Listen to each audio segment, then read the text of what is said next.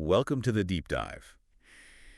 Today we're plunging into something really significant that just dropped today, August 7th, 2025. That's right, OpenAI's brand new GPT-5 model. Exactly. Specifically, its release for developers in the API platform. Yeah. And our mission today, really unpack why this is, well, potentially a huge leap forward. Especially as they're saying for coding and these agentic tasks. Precisely. So if you're out there building things, this deep dive is definitely for you. Okay, let's dive right in then. Starting with the coding side of things.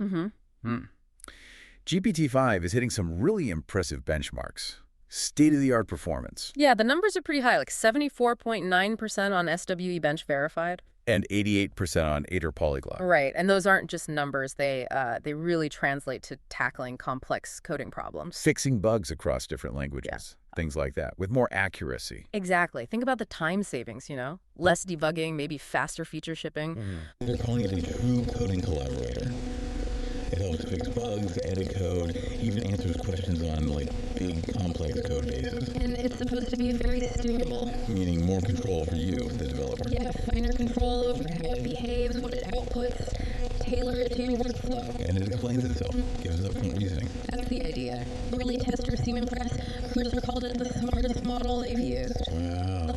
It mentioned its personality, that's interesting. Yeah, and Purcell finds it the best front-end AI model. Preferred 70% of the time over O3 for front-end work. That's quite an endorsement. It really is. And what's fascinating is how it seems designed for that deep integration.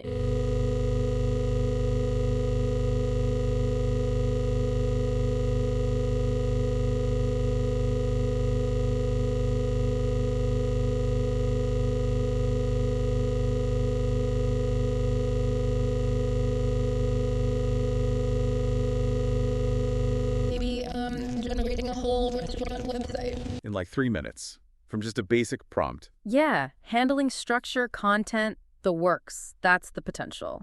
And that ties into the broader agentic tasks capability. Exactly. Its tool intelligence is apparently much better. It can reliably chain dozens of tool calls together. Sequentially or even in parallel. Yeah. And that record score, 96.7% on the 2-bench telecom benchmark. Okay, what does that mean, though? It's a strong sign it can reliably manage complex sequences using different tools. Think automation. Got it.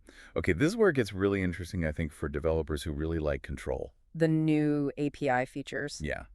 Like this reasoning effort parameter. Yeah. It has a minimal setting now. Right, for faster responses when you don't need, super deep thought from the AI. And verbosity to control answer length. Simple enough. But the custom tools feature sounds like a big deal. Plain text input instead of strict JSON. Yeah.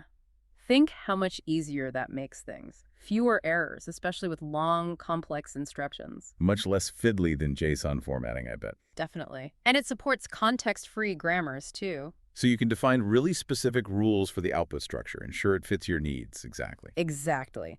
Plus, don't forget the long context performance. Up to 400,000 tokens, that's huge. Massive. Enough for really large code bases or complex projects. Okay, but with all this power, this autonomy, it brings up a big question. Absolutely. Trust. Right. Reliability. How much can you actually trust it when it's doing so much on its own? Well, that's where the improved factuality comes in.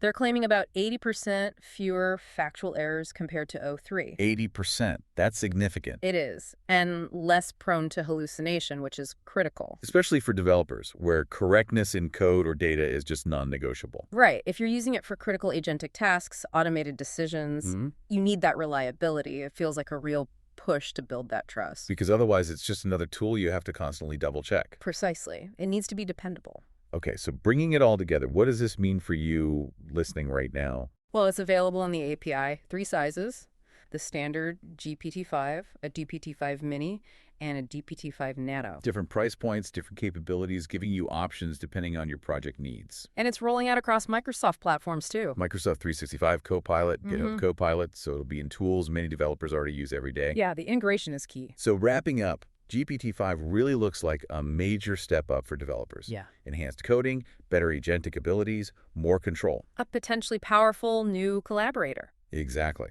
So here's something to think about. Imagine the complex problems you could solve or the creative solutions you could unlock when your AI collaborator has this level of intelligence, control, and reliability at your fingertips. What will you build first?